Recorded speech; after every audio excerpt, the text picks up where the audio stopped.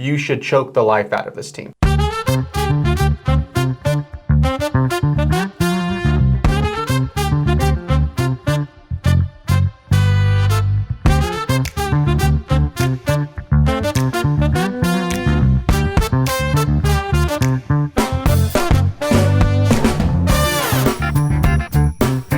Welcome into Red Raider Recon, brought to you by Cantex Roofing. I'm Clint Scott. He's Rob Bro. No funny business today. We're talking UCF.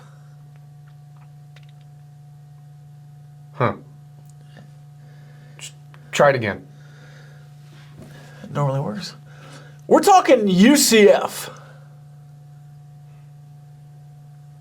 Did you break something? I didn't break anything. I just said the line. Well, I mean, maybe try Central Florida. They hate being called Central Florida. It's UC. College game day in Lubbock was an overwhelming success. Texas Tech dominated BYU 29-7, took back the front-runner spot in the conference, and Jacob Rodriguez added to his Heisman campaign with another outstanding game. But you can't count your chickens before they hatch. With 2 regular season games to go, up next is a home matchup with UCF on Senior Day. The Knights provide an interesting challenge. They're 4-5 overall and just 1-5 in Big 12 play. Scott Frost is in year 1 of his second tenure in Orlando. They're coming off a 30-27 loss to Houston, where the Knights threw a game-ending interception in Houston territory. Offensively, much like Texas Tech, they're led by a running back duo. Miles Montgomery and Jaden Nixon have combined for over 1,300 yards of total offense and 11 rushing touchdowns. They're quarterbacked by Taven Jackson. He's thrown 5 touchdowns and 5 interceptions in 2025. 4 other quarterbacks have also taken snaps at the position this season. Where the offense has certainly struggled, the defense might be going under the radar. UCF is 5th in the conference in scoring defense, 4th in total defense, and 3rd in pass defense. That unit is led by linebackers Lewis Carter and Cole Koslowski. Carter is 6th in the Big 12 with 65 tackles. Koslowski is 20th with 59. The Red Raiders will also need to deal with edge rusher Malachi Lawrence. He's tied for 3rd in the Big 12 in sacks with 7. 5 have come in Big 12 play. For the Red Raiders, it was a massive win over BYU. The Cougars didn't reach the red zone or the scoreboard until the 4th quarter. Jacob Rodriguez had 14 tackles, 9 solo, 1 for loss, plus had an interception and a fumble recovery. Cameron Dickey is nearing the 1,000-yard rush mark. After Saturday's 121-yard rushing day, he now has 867 on the season. Jacoby Williams isn't too far behind him either with 602 himself. If you like offense, those two have provided a ton in 2025, currently sitting with 1,962 combined yards of total offense. This week's conference lineup has 3 other important games. Cincinnati still controls their own destiny. They'll host Arizona. Utah will try to stay in the hunt for Arlington, and an at-large bid with a road game against Baylor, and the no longer unbeaten BYU Cougars look to bounce back at home against TCU. For the Red Raiders, the runway has been cleared. Now they have to take advantage as heavy favorites. That's right, Clint. We're talking Central Florida today. Scott Frost is back. The Central Florida Golden Knights. Now, remind me, did they make the change, the preference in between Scott Frost, or was that already happening? I think it was already happening. I think they wanted to differentiate themselves once they won a national championship. Because you want to know that in 2017. Well, then that would have been post. No, they did that with Scott Frost. They made the change with Scott Frost. The first time. I thought you meant in between tenures. I thought you meant in the Gus Malzahn tenure. Keep going. He's back. He's back. Man, what a weekend for Texas Tech and BYU. I thought all the eyeballs were on them. There were a couple of other good games at 11, so I'll be intrigued. And obviously the YouTube TV stuff with ESPN and ABC. If you can't figure out how to watch network television without YouTube TV, I think you have bigger problems. So hopefully everyone figured out how to watch this Texas Tech BYU team. And it wasn't a great game as far as BYU goes. Sure. No fault of their own. They did make a few mistakes. They said in the postgame, we made some mistakes. It was on it. No. Texas Tech took them behind the woodshed and put belt to butt. I mean, it was a stomping. BTB. A stomping. And so I do think that everything you thought Texas Tech was and could be, they are becoming and are. Mm-hmm. And you cannot afford to stub your toe against UCF. We'll talk about that team coming up. But everything you did last weekend, And everything that UCF is currently, I do not see it in the cards. I mean, they have like one healthy running back, and they might be getting some guys back, and the quarterbacks, you've played a couple of quarterbacks. They're going to try to run the quarterback a little bit, but they are not Avery Johnson. They're not Bear Bachmeier. It's going to be really interesting to see what they can do. Now, I think UCF is a little bit explosive, so they might get a play or two. But I could foresee some more shutout quarters here coming from Texas Tech. Well, you've had, I think at least 3 shutout quarters in every home game this year. Yeah. And I have a thought, not for 3 thoughts, I do have 3 thoughts. I have a thought a little bit later on in the show of how I think this game will go, because defensively I think it'll be a combination of 2 games UCF has already played in the Big 12 specifically. But, I'm with you.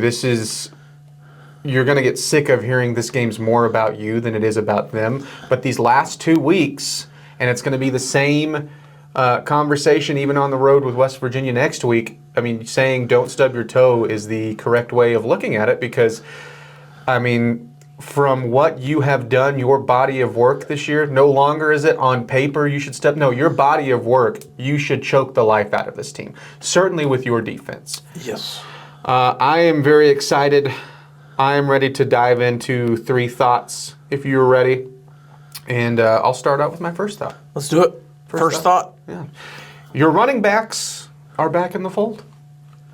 36 combined carries in this game against BYU, 39 total touches, over 250 yards of total offense between Dickey and Williams. You go back to Kansas State, 38 combined carries, 41 total touches, over 210 yards of offense. I think, the Baron Morton effect is real with your running backs. I also think Mac Leftwich, I think he ran into some things that didn't work, and he has gone back to things that have, but also, he's going along with the season and figured out, hey, these guys are a big piece of your offense, and I think we should give Leftwich credit for that. And the last couple of weeks, they have been outstanding. And, you have what I'll call a 2-game divot, maybe, where not questioning if they're the best two-back combo in the league, but going, boy, you have to find a way to get these guys into the game plan and to produce, and you did that in a major way. Second thought. This is a tip of the cap to a BYU player, and also like a love letter to your defense, but Bear Bachmeier is a tough son of a gun. He took so many shots in that game. Physically, if you're looking at the love note side of your defense, physically you dominated an offense that uses physicality as their identity. And it really wasn't even close. And I think, Bear Bachmeier you made him have a couple of bad decisions there, forced him into a couple of mistakes. One late when the game was over, another that just adds to the Heisman push for Jacob Rodriguez. But as many times as he got hit, I walked away impressed that he just kept it, he mentally never got dejected, even though things were going horrible and he had an awful day, worst day of the season. But then when you're looking at the physicality of your defense and how many shots you had, I don't think anyone was happier for that game to be over than Parker Kingston. Yeah. You were flying around you've said this all season long and seen it all season long, but you were flying around the ball. You were all over the field. Everybody came to play. You had Cole Wisniewski, who had the flu the night before, was taking medicine and IV, missed the movie that they do every single Friday night, was not a part of that, and then hammering people. I thought he helped set the tone defensively in that game early in the first quarter. So, just kind of a twofer on that thought. And then last but not least, my third thought. You were in the national spotlight, and the Blue Bloods didn't handle it remotely well. You had a major opportunity as an entire program, right? Coaching staff, players, administrators, fans, students, local barbecue joints, the city, the community as a whole. You had a huge opportunity, and everybody delivered. On and off the field, I mean, did you need a building week of momentum from the fan base to win? No. If you had lost, would it have taken away, like the examples set at Raiderville, across the city, social media, all of that, to show that you've had an equally hungry following? Would it have taken away from that? Probably a little bit if you'd lost, but still would have been an awesome showing of like, hey, this fan base wants this. It was an awesome view in Lubbock. Credit to the national media, from podcasters to popular Twitter handles all the way to College Game Day, of shining a light on Lubbock in a really, really nice way. But also I think you won them over. And who didn't handle that well? Well, initially Texas and Texas A&M. Start there. Then mix in Oklahoma. Then mix in some of the SEC. And just to round it out, if you're not ruffling feathers, you're not doing things right, I guess. Notre Dame. You can also throw Utah in there, but they're not a blue blood. Yeah. And I use blue bloods softly with football. We're going to go back to a lot of your thoughts and the rest of my thoughts and my overreactions. It was a very condensed weekend as far as what was happening. Yeah. And there's going to be some overlap here. I mean, from on and off the field, you did everything about as well as you could. Yeah. I'll start there with my first thought. First thought. Lubbock absolutely rocks. I mean, the Stanford Steve section of the podcast with Scott Van Pelt, the Josh Pate soliloquy, sonnet on Texas Tech and Lubbock. It's his favorite place he's been on a tour. Mm-hmm. The Snapback Sport guys were just enthralled, and that's the guy that went to Texas. Yeah. Everyone that came, Shehan Jayaraja, again, just waxing poetic on the city of Lubbock and this program. Mike Craven from Dave Campbell's Texas Football waxing poetic on this program. Everyone that came here. Pat McAfee on his show, they said it was Joey's now their favorite coach in college football, maybe all of football. They said high school, college, and the NFL. So it just was an absolute masterclass on how to do game day. Raiderville, the students, the city of Lubbock, everyone knocked it out of the park. Yeah. Second thought. Cole Wisniewski is a bad, bad man. This is, 6 straight quarters where after he was maybe gently nudged at halftime against Kansas State to start running through some tackles, has absolutely been running through tackles. He had another 10 against BYU, and we'll talk about more on him later on. Third thought. You've had Sir Roderick Thompson and Taj Brooks in the same backfield. You've had DeAndre Washington and Justin Stockton in the same backfield. This is the best running back duo at Texas Tech since 2008. You are about to, in the regular season, get 2 1,000-yard backs, one rushing. He's already over 1,000 scrimmage yards in Cam Dickey. And then Jacoby Williams already has 600 yards rushing and has potentially the opportunity, like with 70 more yards total, to pass 1,000 yards scrimmage yards in the next 2 games.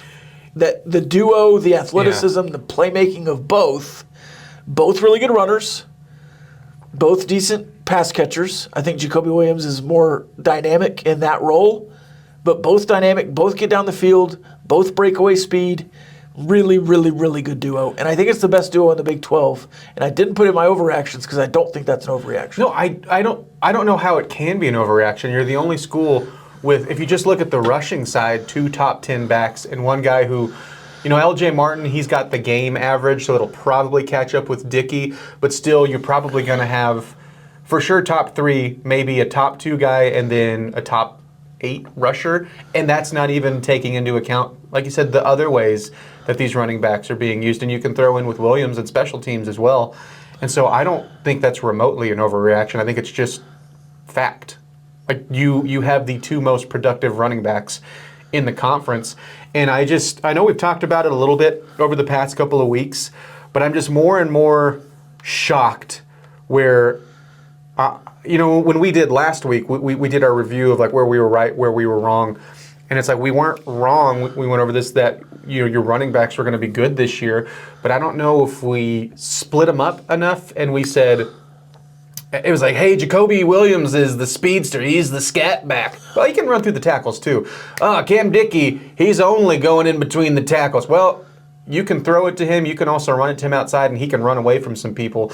So usually when you say, boy, these guys can do a lot of similar things, that's usually in a bad way. Like you've got two power backs and you don't have a breakaway guy, or you've just got two speedy guys, but they can't block in pass protection, or you can't really give it to him at the goal line. It's more of your two running backs are just way more dynamic than I thought they would be. You've trailed 3 times this season, twice in one game. Mm-hmm.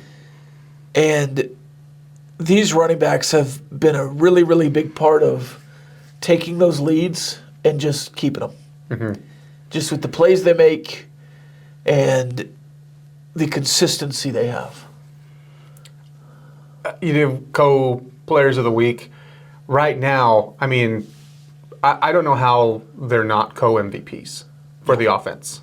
Yeah. And also, you can also throw in game-changing touchdowns in the most important moments. They've done it all year long. All right, you got some overreactions? Oh, do I? Would you like to go first? I would love to go first. My first overreaction is that Utah is the second best team in the Big 12, and I don't think it's particularly close. Now, I understand BYU at home at night beat Utah. I understand that. I think if those two teams played at Rice-Eccles, I think it'd be a much larger spread. And if they played neutral site 10 times, I think BYU wins maybe 3 or 4 of them. I think Utah's the better team. And I think BYU has the opportunity to play for a Big 12 championship because they beat Utah. But to me, Utah is the more complete team and the more dynamic team, even though I think Utah is more athletic on offense and have more offensive players because Utah's playing a bunch of defenders there. I don't think their coaching staff is aggressive, which makes their offense less explosive. So Utah has a more explosive offense. I think they have a much better defense, though both defenses are good. I would have Utah as the second best team in this conference. Okay, I agree with you. I think right now Utah is playing like the second best team in the conference. I do think it's close. And I think especially when you add in sometimes I roll my eyes like, well, when these two teams get together, you just throw it out the window. I do think it's accurate with BYU and Utah because BYU has made a habit of, to me, beating more talented Utah teams. And so that's why it's an overreaction. Yeah. Yeah. So, sometimes I like to agree with your overreactions.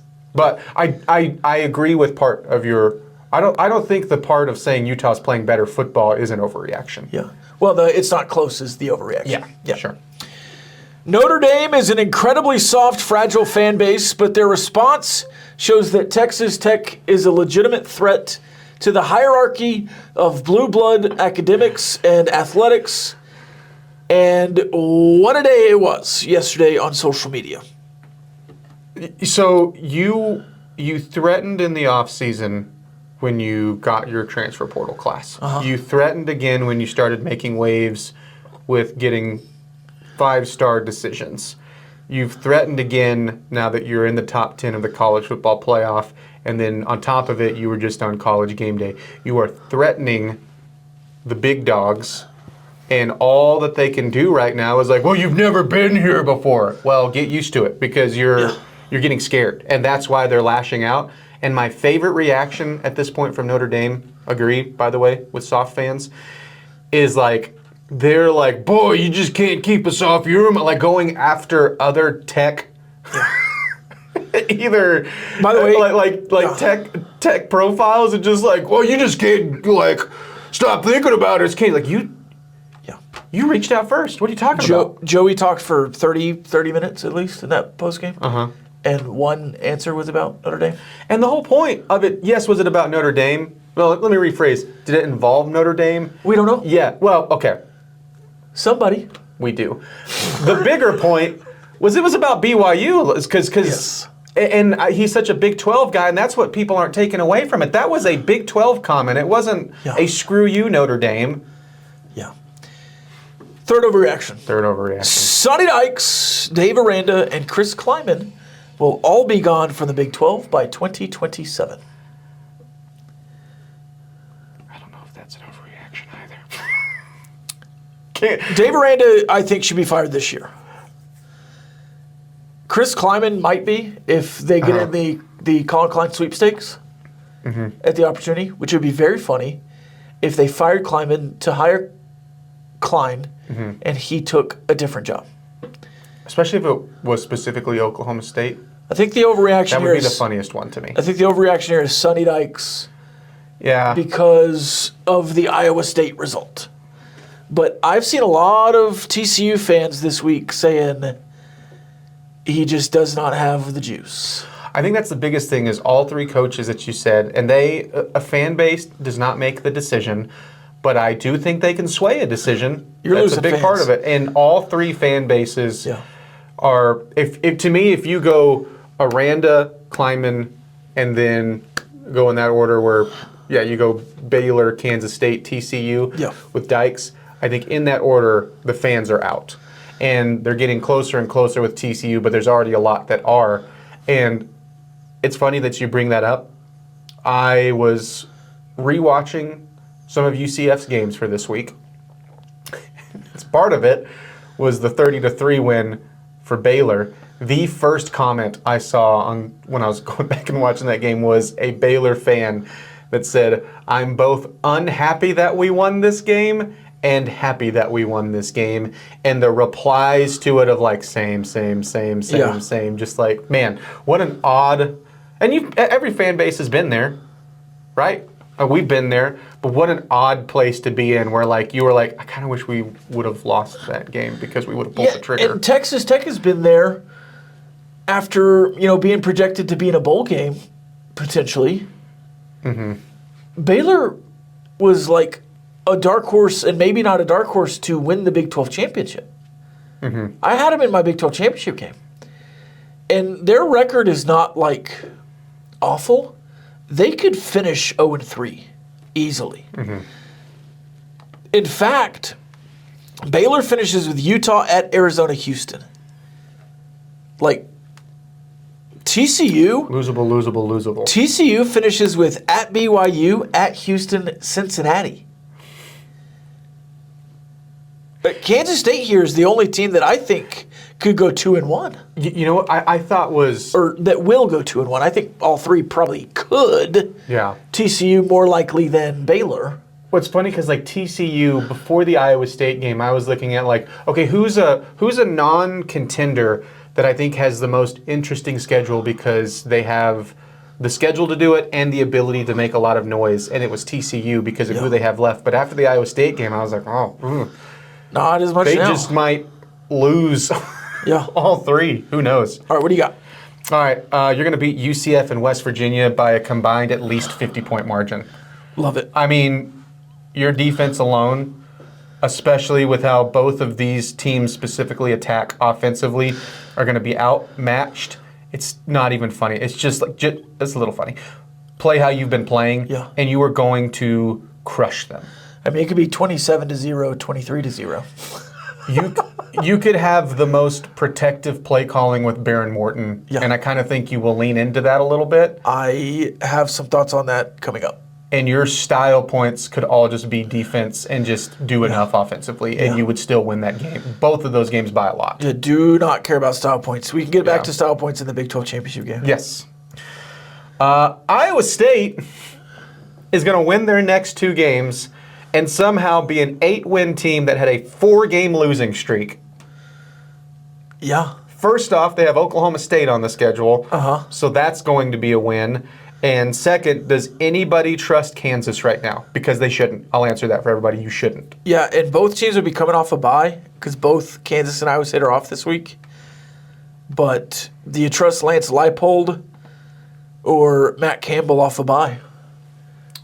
It is funny because Lance Leipold has a great record against Iowa State, but this year it's like his late game. He's lost his huevos in late game, one possession games, and I just don't understand it. But I also just see more fight from Iowa State. I mean, they have had every opportunity to pack it up, and they keep either pushing teams like a BYU or flat out toughing TCU, who a very tiny crack of, little glimpse of hope, and they just got out toughed. Yeah.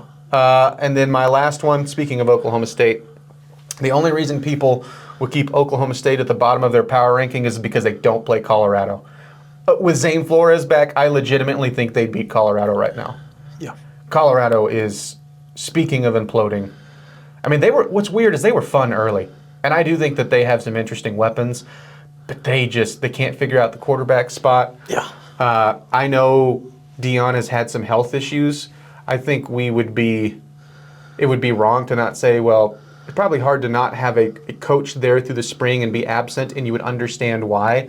I think that has played a part in it. But all in all, it's turned into a little bit of a... It's kind of a clown show over there right now. It's a dumpster fire a little bit. Yeah.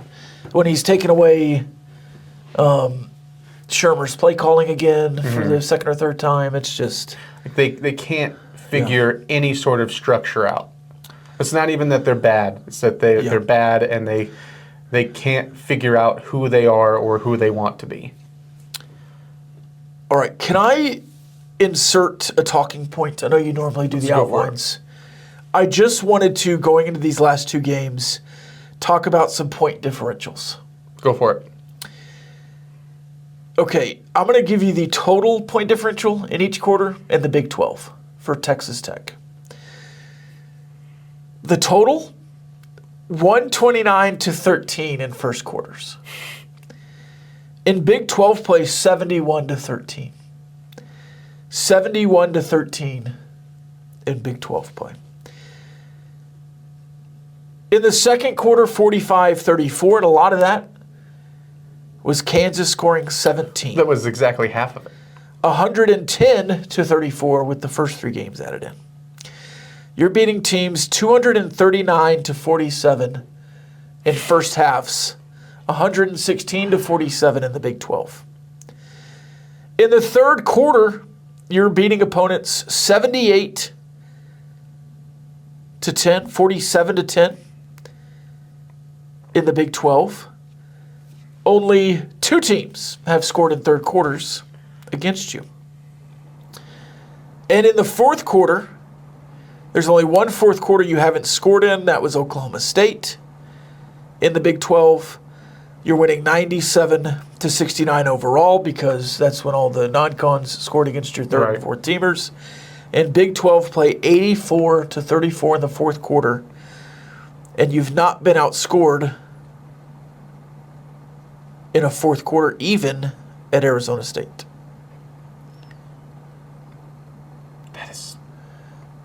That's brain-breaking. Somehow to see it even worse, because you can go week by week, and obviously it's been dominant. You know, Craig Wells, which I think this is amazing when you put in the competition and the spotlight and everything that goes in it with BYU. You know, Craig asked the question this week whenever you were up 13-0 at the half. You just had that hopefully going to be a half-ending touchdown not go your way. As well as 13 points going to be enough? And I kind of chuckled and was like, well, I'd like to score more and not test that. It would have been. Yeah. It's so stupid what you've been able to do. And your total? Yeah. 421-126 overall. 247-91 in Big 12 play. You have not given up more than 21 points but once. That was in the loss. Next would be 20. You have 1 shutout on the books in Big 12 play, and only 3 teams have scored more than 14. So what you're saying? More than 12. What you're saying is they're pretty good. Yeah. Pretty good. In Big 12 play, it's been insane. Do you remember my double down on the Tech defense a couple of weeks ago? Double down. Remind me.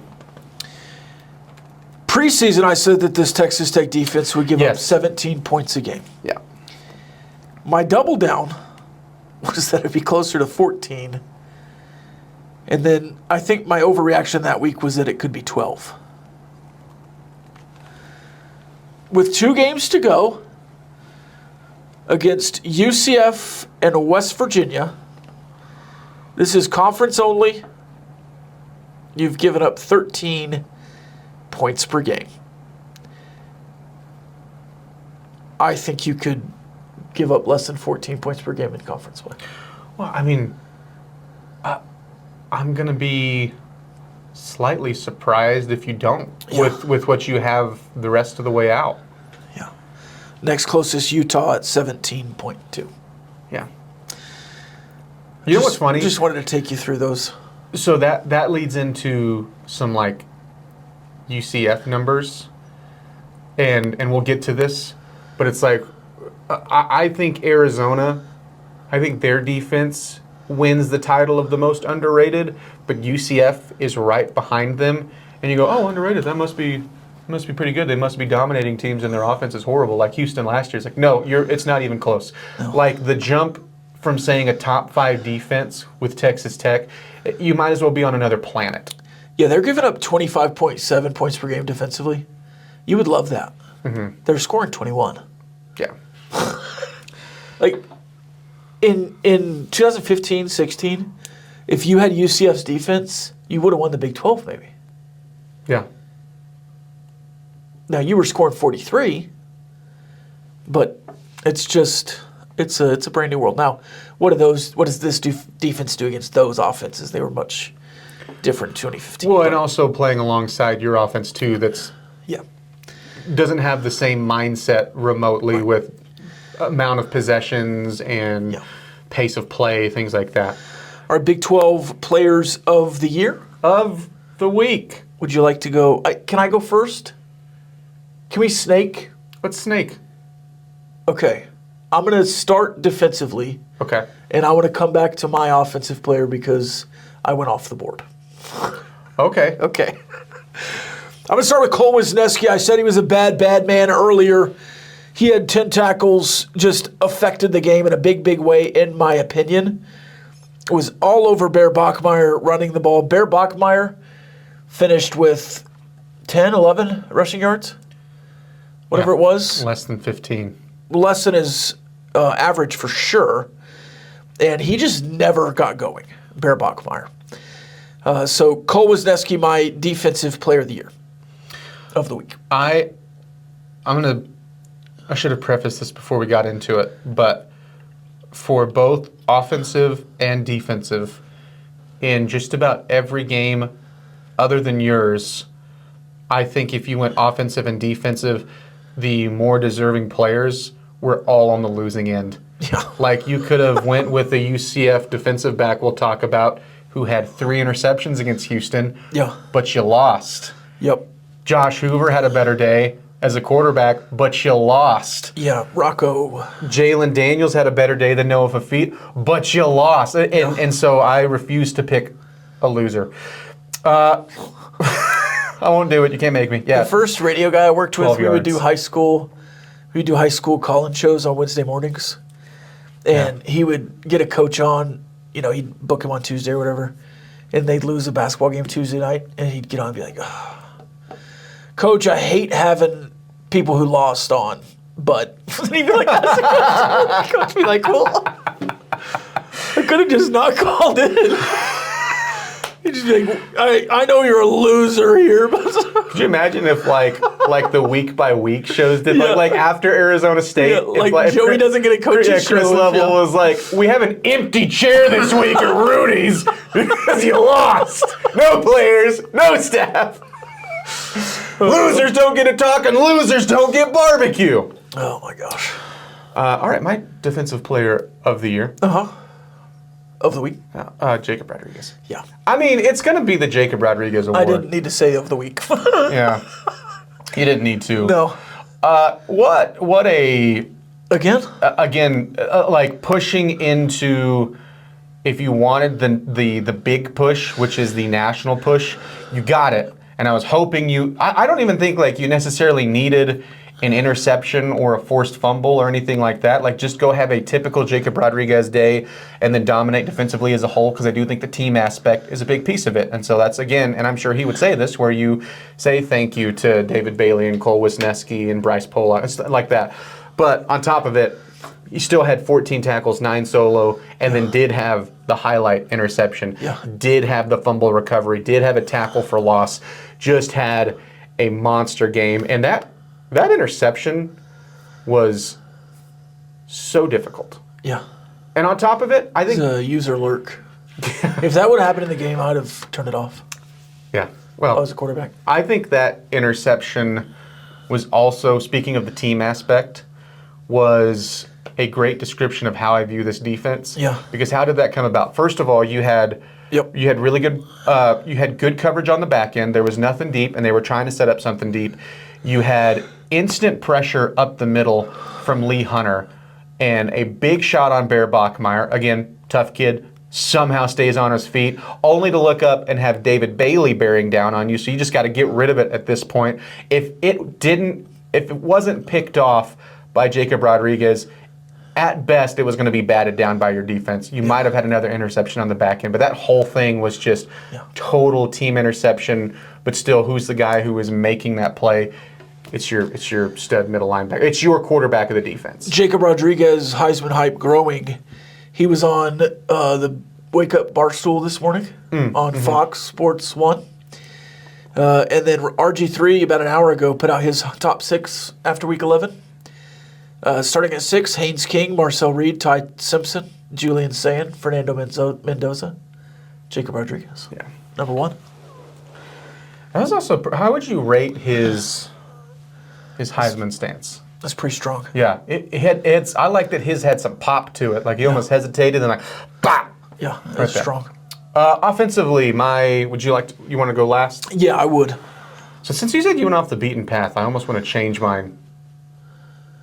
Because I was going to let you have Cam Dickey. You can do Cam Dickey. All right, I'll take Cam Dickey. Okay. Forget Carson Hansen, even though he had 28 carries, 108 yards, a 2-point try, a touchdown, and Rocco Beck was not good in that game, and Hansen was the offense. But I won't take him this week like I wrote down. I'll take Cam Dickey, 23 carries, 121 yards, big touchdown. One of my favorite touchdowns of the season, by the way. Yeah. I would like to see that play ran formation at midfield on 3rd and 2. Yeah. And then also he gets, a 20-plus yard grab. Cam Dickey was fantastic for you. And it's funny because Jacoby Williams was really good too, but they like kind of bounce back and forth of who has the monster day. Like Jacoby Williams had the monster day against Kansas State. So I know we're trying to not turn this into Texas Tech awards, but when you're consistently the highlight players and you add into it that was the premier game, yeah. I'm glad you said that first because I would have retroactively given it to Cam Dickey. Okay, you ready? Who's your beaten path offensive player? Stone Harrington. He was responsible for 17 of the 29 points. We don't do special teams really ever. I'm laughing because I almost put Ethan Sanchez down for Houston. Stone Harrington, look, they've been going back and forth all year, him and Upton Belafont. Yeah. He was trusted to kick 5 field goals. He made them all, a long of 47. Mm-hmm. He hit both of his extra points after clanking the loudest extra point miss in the history of extra point misses last week on Fox. Still echoing in Manhattan. 17 of the 29 points. And you miss one of those, what does the momentum do? They missed one, and I think their momentum suffered. Just dead. It was like we finally got across midfield. Oh, no points. They ran 9 plays. You're into the field. Didn't get to the red zone until under 8 minutes in the fourth quarter. 5 for 5, 2 extra points. Really, really impressive day from Stone Harrington. And he is now 16 of 19 on field goals, 8 of 8 inside of 29, 3 of 3 inside of 39. He's missed 2 from 40 to 49 and 1 50 plus, but a long of 58 and just the 1 extra point miss. You'd like that one back, but Yeah. really, really strong. Like you said, it hasn't been perfect, but I think he's been a little bit of a highlight for this team just because you thought it was going to be Belenfant and a little bit of an odd battle just from what we thought coming into the season. And I think he's really taking ownership of the job, and it's important to have a kicker do that to me. But every time I hear him, to that 58-yarder, I just hear Joel Klatt's voice in my head. Yeah. Hit him down the leg! And then Gus Johnson, take that, Joel Klatt! Yeah, pretty awesome. Which was funny. All right, Scott Frost is back. And if you're going along his just coaching ride, it has been like not even a good roller coaster because the drop happened so early. But he takes over in 2016 in a season and Greg O'Leary had some success at UCF, by the way, but for a year, O'Leary had stepped down after week 8, and it was like, oh my gosh, are we about to fall off the face of the earth as UCF instead of being this? Because they're, as a program, when you look at what they've done since the 90s, they've really skyrocketed, and usually the amount of time it takes to get to this level. I mean, you can ask Utah this, right? You can ask TCU this. And for UCF, tenure 1 of Scott Frost was amazing. 6-win season that first year, immediately better than the year before, and then the 13-0 national champs. And what I think is interesting, just to can he turn this around in his second stint? Again, different conference, different era, so I do think it is obviously a different conversation than that first coaching tenure. But what we saw in that first year, what he did is they started winning through defense in that 6-win season, and then Mackenzie Milton turned it on in the second year, and the offense went off. Well, this year they've already improved the defense. To me, can they find something offensively next season, and can they figure it out going into these last couple of weeks? Now they're still trying to make a bowl game, but that's going to be really tough because they have you on the schedule and they also have BYU on the schedule. And the other thing, too, is did Scott Frost lose some mojo with that horrible run in Nebraska? 5 years there. You know 3 schools that he had losing records to? Which he had losing records to a bunch of schools. Who? How about Purdue, Yikes. Northwestern, Yikes. and Minnesota? Yikes. And Northwestern was the closest with 2 and 3 record. Yeah. And so there's just so many questions of if he can. And I think it's a different challenge than what Nebraska is, but you would think you would have more assets at Nebraska. You would think. To be a good Power 5, Power 4 coach. So I don't know. Will this work out for them in the end?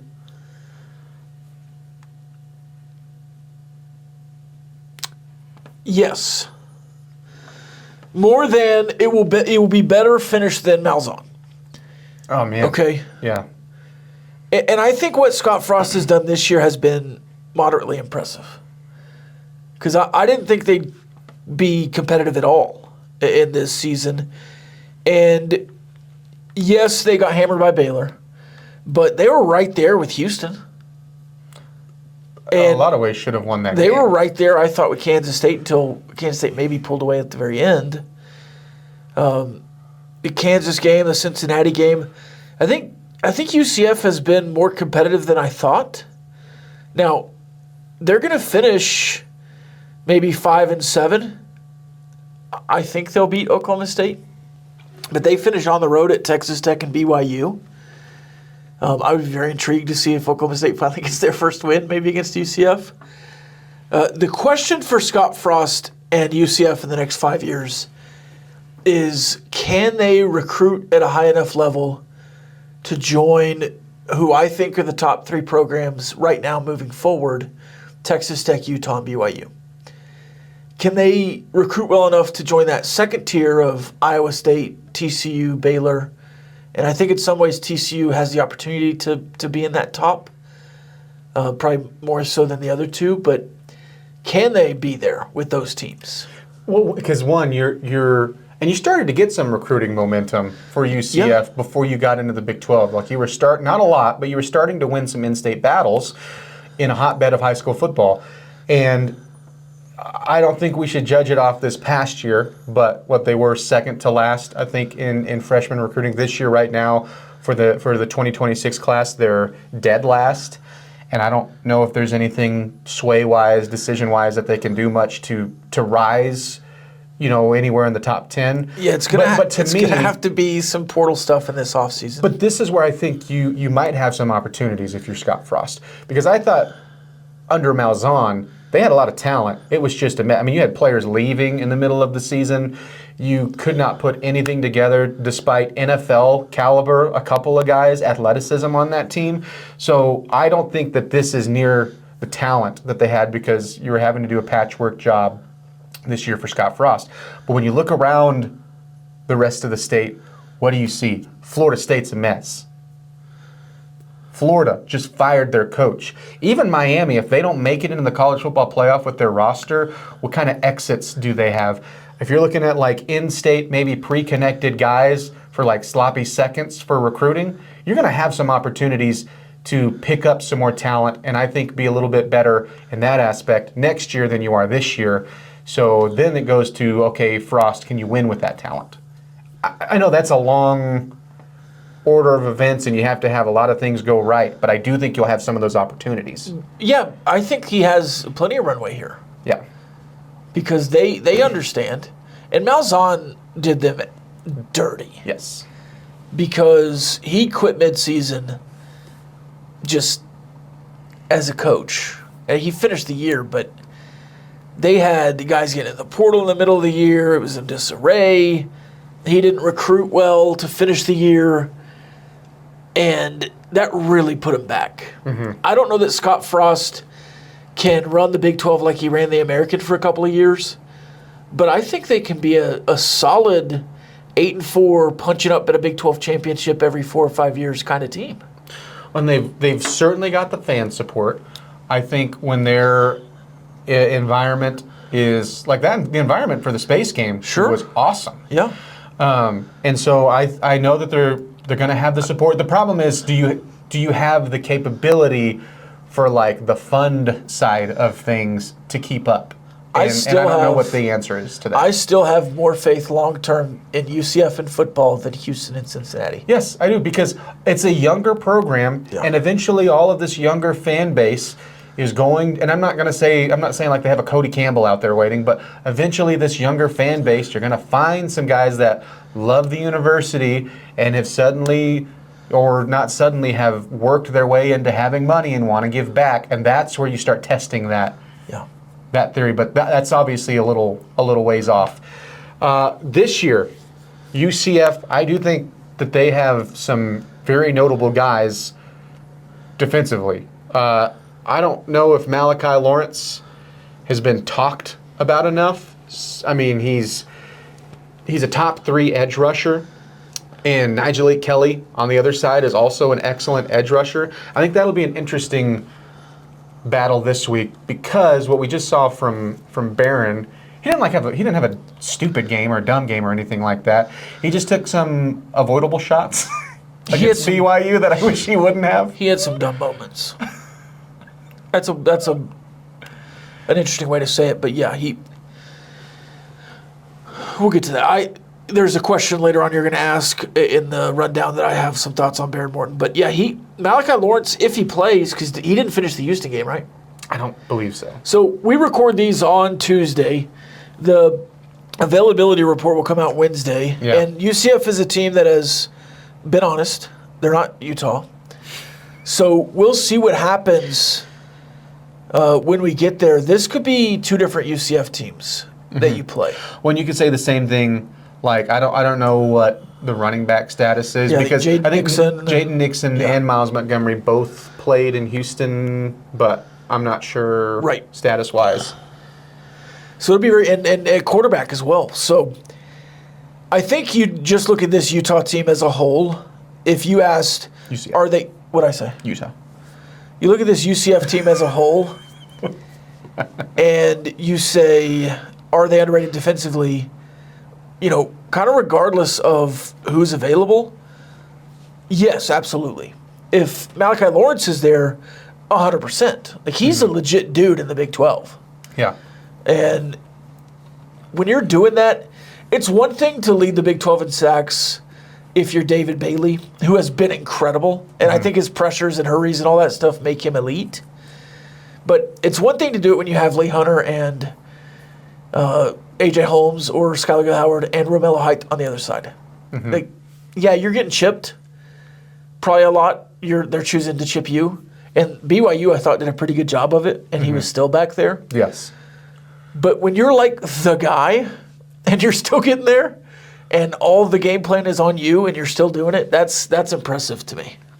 Yeah, and there's a couple other guys that I think you could throw in there. Like I really think their linebackers are solid. I wouldn't say they're great, but like Carter's a tackling machine, and like Kozlowski is a solid linebacker. Philip Dunham, the safety, 9 career interceptions. So he's had 3 every season, just had 3 in a game. He's shown, you have guys that can do nice things. And as a whole, what it's resulted in is, for the most part, they've held teams under their scoring average. It's kind of surprising. The only 2 that have broken their scoring average was Kansas State. But part of that is that's the one healthy Dylan Edwards game we got to see. And it was like that running game from Kansas State, that version would have been really good. Yeah. Hate that you didn't get to see it. You hate it. And then Houston is the other one, which, by the way, Houston only broke their average by a point. So it's not like they were, and Kansas State 4, even with Dylan Edwards. And so it's not like even the 2 teams that did score above their averages against this defense were just killing it. UCF's not losing because of their defense. No. Their offense is inept. Yeah, they don't have any juice from their offense. Now, Nixon, early, I thought was like dynamic. His non-con games, I was like, this guy is going to be a problem. And he's broken some off, but he's not that kind of consistent runner like a Jacoby Williams or a Cam Dickey who can, he's going to go 60 maybe once or twice every other game, but he's also not going to go 8, 4, 9, 4, 3, 4, 10, 15. He doesn't have that consistency, and he just doesn't get that kind of carries. Now, he might moving forward, but he's just not that kind of running back. Yeah, he's a playmaker, not a stud. Well, if you're like Miles Montgomery's the better back, right? Because he's got the workhorse ability. Yes, and which if Nixon is the second guy, I think it makes both of them more dangerous. Yeah.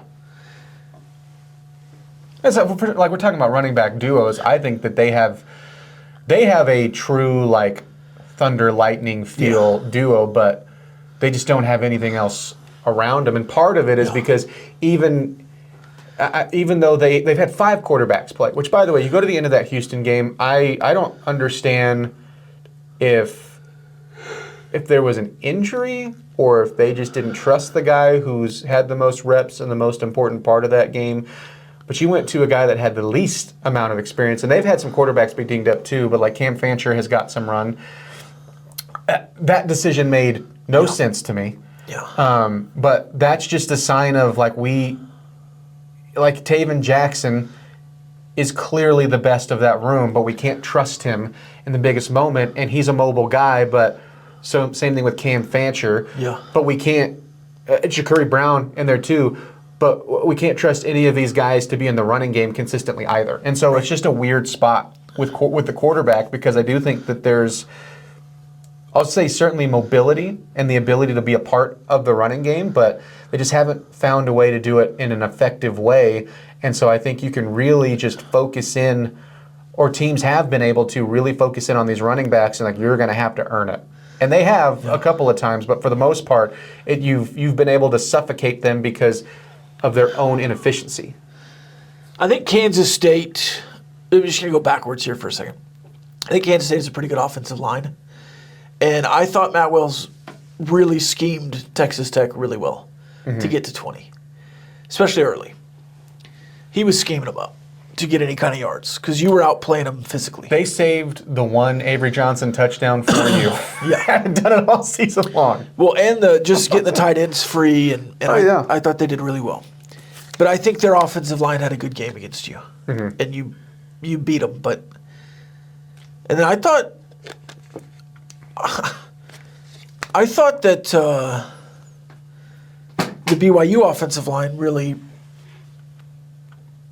did some things as well. You just couldn't make the plays, BYU-wise. This UCF offensive line is not those two. And if you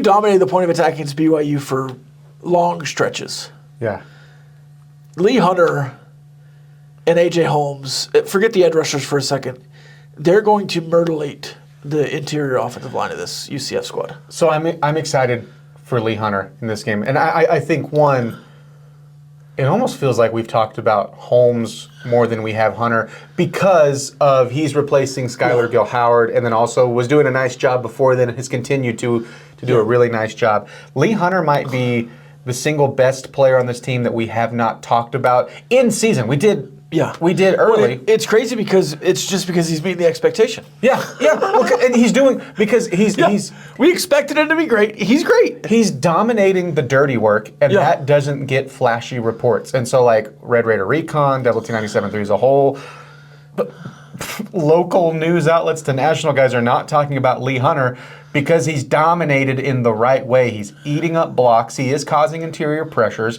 But, I mean, when you look at him, just the ultimate example of a guy doing his job, what he does, I mean, like, when you talk about devouring blocks in the run game and then also causing pressure, everything that he does well, what he does is he's made, like, my favorite part of it is he's made Jacob Rodriguez, he's made Ben Roberts, John Curry, Romello Height, David Bailey, and Anthony Holmes. It's made their jobs insanely easier. Way more easier. And then in turn, well, that's made Cole Wisniewski and Brendan Jordan and Amir Boyd and Bryce Pollock, their jobs easier. And so it's like we haven't talked about the importance of Lee Hunter throughout the season because he's just been killing it. Yeah. And now you go into this week, his former school, he had the post where he had the X out of the UCF and the 1-0. I think there was some fun in there. I don't know because it's a new staff. They put that up every week. He didn't add the X, but he certainly posted it. But he posted it. He certainly posted it. And so this game clearly means a lot to him. Yeah. And that's a really scary thought. I mean, I think every game has meant a lot to him, but if there is any extra motivation out there for how dominant of a player he is, that's scary. And then again, when you look at what UCF's going to try to do, I think he could be a game breaker this week on top of it. Yeah. Agreed. The offense for Texas Tech. What do you think needs to? What do you need to see from the offense in the next 2 weeks? And even then with these teams, we might walk away and go like, okay, was it because you played UCF and right? Well, UCF I think would be a little bit different defensively, but like especially West Virginia. But you either need to find a physical red zone identity, or you need to start, I'm not even going to say catching because part of it, the throws need to be a little bit cleaner too, or you need to start connecting on more of these tight window within the 10-yard line passes. And again, the offense has just done what it's needed to. And this is more of eventually you are going to get into another close game like Arizona State was, but it's probably going to be, eventually, let me rephrase. Eventually you'll get into one of these games with Baron Morton. Yeah. And can you make those plays that are going to make the difference in a one-possession game against a Notre Dame or a Miami because I'm thinking playoff here. I'm thinking still past. And you can probably say that for the Big 12 championship game too, but I'm thinking more of teams that I think you're a little bit closer on level-wise. And so that's something I would like to see. And you've seen it at some points. Like, again, like the Cam Dickey touchdown was gorgeous. Beautiful. Yeah. The plays were there with the passing side going into the end of the first half. And by the way, I loved going for the kill shot there on fourth down. Yeah. But you either have to have one, Terrence Carter, catch the ball, or on second down, you have to have Aiken catch the ball, and you could probably put that in a little bit better spot. And so it's just like weird things like that. And I think that's something when we complained, well, we complained. When there were complaints about Houston, you had the right plays. Yeah. It wasn't the play call. Some of it's got to be execution, and I just don't know. You might be who you are at this point. Yeah. Which isn't great. I just want to see Baron Morton on time. Yeah. I think that's been the biggest issue, and it's hard to step off that back foot if it's the one that's injured. Yeah. It's hard to do mechanically perfect things when your leg is broken, potentially, allegedly. They couldn't confirm nor deny that. But I also want Mac Leftwich to take out all the deep drops, all the heavy reads, deep down the field, crossers, anything that takes more than 3 seconds. I want to go full Tom Brady 3.0. Not with the Bucks. I want to go Tom Brady 3.0 with the Patriots. I want two backs, get in the I formation, whatever it is, that diamond formation, the pistol, two backs, tight ends, 22 personnel, whatever it is.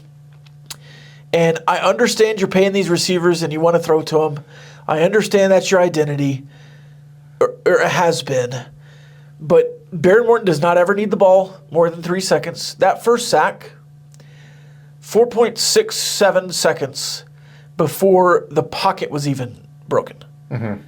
And Jacob Pont was blocking two guys. And that's a sack on that play. And the first text I got was fire Clay McGuire. And it's like,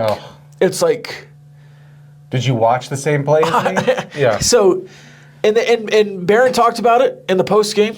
Joey talked about it in the post game. We're not breaking any news here. He's got to speed up mentally, and he's a senior. He can do it. He has done it. You need to work the quick game and run the damn ball in the last two games. There doesn't need to be any kind of deep looking for a third read across, and if every 15th play you want to throw four verts, do it, but get it out. Mm-hmm. And if the play is dead and you run a play action RPO where you fake to the first guy and then you're looking at the guy crossing and he's covered, don't run it into the line of scrimmage. Throw it at the dude's feet. Yeah. And go to the next play. That was the one where I was really just like, oh no, Barry. Well, and because, again, on Twitter, you don't ever need to lower your shoulder. Why is Mac Leftwich calling a designed run for Barry? That was not a designed run. Mm-hmm. That's Baron Morton seeing coverage and running the ball and trying to make a play. And I love that. I love that he's a competitor. But we don't need competitor Baron. I said it last week. We need elite bus driver Baron. And that's exactly what Tom Brady was at the end of his Patriots career. Yeah. The ball should not be in the pocket longer than 2.7 seconds. And you should be ripping that to a bull named Fu Manchu down the field. I like especially you said these two games, and it's not even these 2 weeks, it's these 3 weeks because you're going to have the open date in there, which is great because he's going to be in a boot and he's going to, in the middle of the week, Coach McGuire said this, it's like, Morton's not going to like it. It's like, well, no one would like it. And I know that it's been frustrating on that aspect for him. But especially over these 2 weeks. Now, down the line, let's reassess. Because when you get into some better competition, I want you to attack whatever you think you need to attack. But quickly. Sure, yeah. No, I don't want that part to ever be taken out of the offense. Just like I don't want your running backs, to ever be taken out of the equation because, they're going to try to take them away. Yeah. And then the easy thing is, although it's been up and down, it's been better at home. I hope they're working on pre-snap penalties every single day. I know it's like at this point you should just be able to clean that up, but yeah, that's a gimme. Okay, so UCF this week. Oh, by the way. for the offense. Nobody has given BYU's defense a lick of credit, and they were really good coming in. You still scored more than anybody has. I know it was just by a couple of points, but still. If you look at, like, you were way off with 6 points. I was barely off with a 5 points difference with my score prediction. If if you look at that, it's like they were right where we all pretty much thought they would be. Now, I get it when you actually get into the game and you're looking at maybe some opportunities that didn't go your way. If Barron, like after the early muffed punt that ends up as a field goal, if Barron throws that ball away on third down instead of taking a sack, I'm not complaining. No. It was the same result. And so I don't know how much you actually left on the field point-wise outside of that final. The big example is going into the first half. In Barron's first 4... And by the way, BYU's red zone defense, pretty good. In Barron's first 4 years of being a Red Raider, the mentality was score on every drive because we don't know if we can stop anybody. Mm-hmm. Even when your defense was improved the last couple years before last year regressed. And Barron's been a Red Raider for a long time. And the mentality at Texas Tech has always been score as much as possible because we don't know if we can stop anybody. Well, newsflash, breaking news, you can stop people. And you're stopping them at a high rate. You're stopping them at the highest rate in college football. Shout out Max Olson. So, and again, I said this on the postgame show. You know what people call me? Big Ten Rob. Big Ten Rob. It's not a dirty word to say field position. If it's 3rd and 6 and the play's not open, 4th and 15 is so much worse. Mm-hmm. Just throw it out of bounds and punt the ball. And that was the bigger issue in the Arizona State game, right? Because with Will Hammond, you couldn't do any of that. It's not that you weren't scoring. Yes, obviously, we score more than the other team and then win every game. But by the way, but that was a huge part of that game. Couldn't move the ball. Jack Burgess, one of the unsung heroes in that BYU game. No doubt. He had 2 incredible punts. Also, BYU's punter has the most frustrating punt. What's going on with that? Foot angle. It was flat. Yeah. And it didn't go up and turn over. It just came out turned. Which was great to see Coy Aiken have a great day. Yeah, it was weird. It was weird. Decision making and not muffing anything. All right, so this week, I told you I think that this could look like 2 different games combined. Uh-huh. I think that this has a chance for this to look like Baylor and Kansas from who UCF's played. Because first, if you go against Kansas, their quarterbacks took, and they haven't given up a ton of sacks, by the way. 12 is not a crazy number at this point at all. In fact, I would venture to guess Scott Frost is probably pretty happy with that number. That doesn't mean that they haven't taken a bunch of hits. Because they have hung on to the ball, and I'm saying they because a lot of quarterbacks, multiple quarterbacks in that game. Kansas hit them a ton. But also, they tackled them in the backfield 9 times. I think you're going to have a lot of that in this game. Baylor, they were fighting the clock, the scoreboard, their own inept offense the entire game. Baylor scored 2 touchdowns and a field goal in their first 3 drives, and they were behind the rest of the way because theirs was punt, downs, punt. I think you're going to combine those, and it's going to equal a big day, even though the most they've given up 3 sacks against Kansas State. They're going to be, I think, playing from behind out of the gate. And I think again, Lee Hunter and Holmes, I think both are going to have big days. But I think if you were looking for an astounding, crazy number type of day, the only thing that could maybe rival what you did against Kansas in the end, I think it's going to be UCF. Because they're not afraid to throw it, too. Like we think it's like, oh, it's just a running team. No, they want to attack you, but they'll drop back, and part of it's because they're going to have to. And I also just think they're going to have 0 success with the running game, and you're going to force their hand a little bit. You ready for a score? Let's do it. 42-0.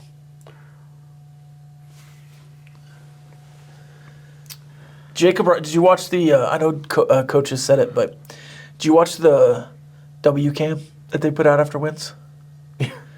Everybody's happy and eating W's and screaming. Jacob Rodriguez walks all business. It says 1-0. They're not letting up. You know, if you go back to like my first overreaction where I said you're going to beat West Virginia and UCF by a combined 50, I think I was holding back still. Yeah. Because people might go, well, you still got to win them, right? You still got 2 games to go. Look, this team has been so good about everybody from ball boy to Joey McGuire of the big picture. Yeah. And everybody knows what the end goal is and they haven't strayed away. But within that, then you have to isolate these game by game. And UCF has your full attention this week. West Virginia is going to have your full attention next week. I think this is going to be a slaughter too. I'm going to play it a little bit safer. I'm going to go 41-3. Okay. 42-0. And I think it's going to be a lot like Oklahoma State. Give me a defensive touchdown and or a special teams touchdown. And a full second half of Mitch Griffiths. I just think it's so hard to keep shutouts. Yeah. Oh yeah. That's why it's the only reason. It's a dream. It's the only reason I'm giving him 3. It's a dream. I'm also not here scoffing at the score you just gave. I don't think you'll shut out West Virginia, and I just am trying to manifest one more because I'm very frustrated at this point. You didn't get them in the first 3 weeks. Yeah. So let's get one against UCF. My actual score is 45-3. I just wanted to mess with you by a point. Okay. Yeah. So let's go. So both at 42. You ready for a Big 12 whip round? Whoosh. Yes. All right. I've been putting these in order of like most or least important to most important. I think you could argue all of these, except for one, are fairly important. I'm glad you brought it up because I wanted you to do this because I want to see if we're the same. Okay. So you want to go to least or most? Let's go least to most. Kansas State, Oklahoma State. Check. That game is a game that's happening. I mean, seriously, it does not move the needle much. There's not a lot of juice there. Yeah. I think up next I would say West Virginia, Arizona State. I agree. There's Arizona State is still alive in the Big 12 title hunt, but it's going to take everyone else losing to really get back in the for sures. The only reason I'm remotely interested in that game is because you have West Virginia next. And it's your next one, yeah. And I do think they've figured out some things with Scotty Fox, and I just want to see what they have. Up next, I would go Arizona, Cincinnati. Here's going to be our first difference. So keep going. Well, I've got reasonings here, but Arizona, Cincinnati, to me, is really important for Cincinnati. You know, they're 5-1. They're right there with BYU, but I think it's more important that BYU and Cincinnati play than it is for Cincinnati to play anyone else. Mm-hmm. So that's why I have this one a little bit lower. And then finally, Utah, Baylor. That's second most interesting. Second most interesting because Utah could get Dave Aranda and Mac Rhodes fired. If any of those tight ends out there are wearing red sleeves this week, Mac Rhodes is going to have an aneurysm.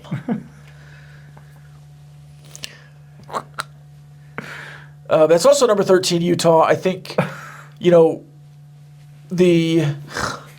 playoff rankings will come out after this episode, so they might be up or down a point or two or a place or two.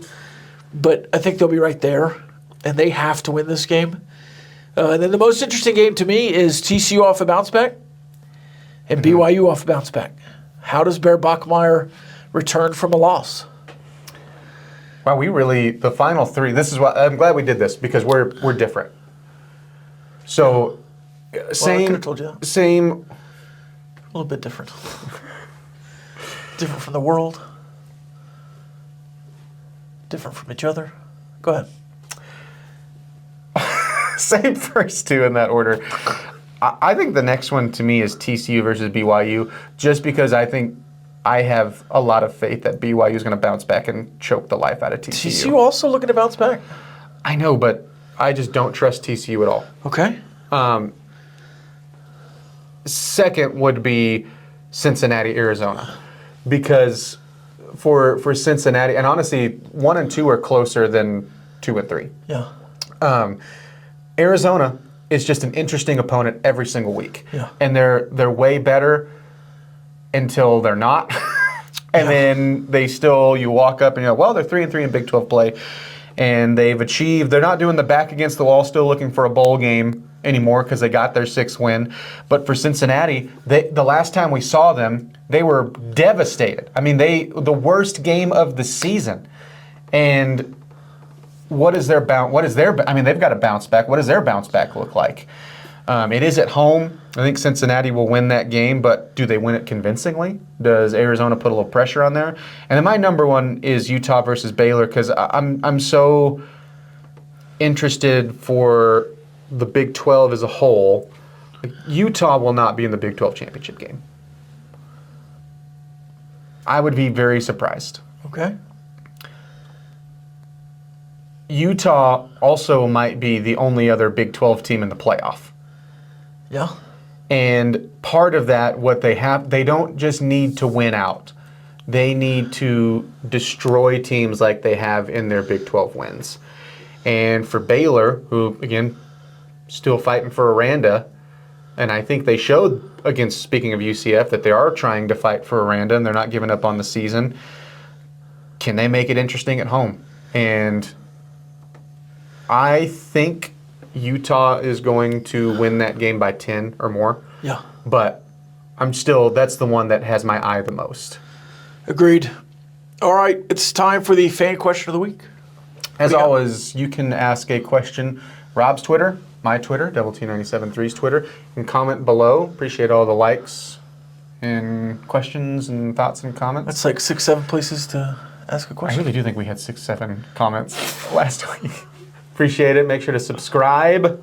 All that good YouTube stuff. This week, if Texas Tech makes... This is odd. This is like one of the first... I mean, we had a bunch of comments and stuff throughout the weekend of woohoo and what a great weekend, all the stuff you would expect. This was like the first question I saw from multiple people.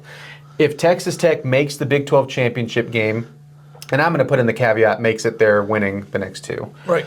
Makes the Big 12 championship game, can they still make the playoff if they lose that game? Yeah, the short answer is I hope so. And that would have some respect on your name as a conference from the committee. But if you win the next two convincingly, you should be 6th. There's a logjam in front of you, but 7th or 6th in the rankings. You and this 6-7 thing, man. That was unintentional. If Texas beats Georgia, you could be up to 5th. Though Ole Miss is still in front of you. So I think there's a real opportunity for you to be firmly hosting entering that conference championship game. And if it's BYU that gets there by winning out, I think it's obvious that both BYU and Texas Tech will be in the playoff. Especially if BYU beats you. Sure. But I don't think you'll be knocked out of the playoff if you lose in a Big 12 championship game against either Utah or BYU. Now, if you lose to Arizona State twice, if you lose to Cincinnati, who's not highly ranked, those two things are dangerous. And the Cincinnati thing is interesting because I think if they get there, they'll just have the one loss, and they would hopefully, you would think, have some sort of, not like a big catapult, but some sort of catapult beating a higher ranked BYU. Were they 22nd last week? Somewhere in there. So I think that they'll be closer, certainly, if they get to a Big 12 championship game. I think if specifically if it's Cincinnati that does that, it is, and even BYU, but Cincinnati's an even better example because they were close. In my mind, they'll be closer to like what Clemson was last year going into that ACC championship game because they were like, I think 18th or something like that. And obviously beating SMU, that's the exact route. I just think the only way, if you get to the Big 12 championship game, the only way that they knock you out is you got hammered in that game, like dismantled, and I just don't see that happening. So I think my answer is I hope so. I think if you get there, you're going to be in the playoffs regardless. But I say just win the whole thing. your scores in the comment section, and this is like 3D, and the most important game aside from Texas Tech UCF in the Big 12 this weekend, and why.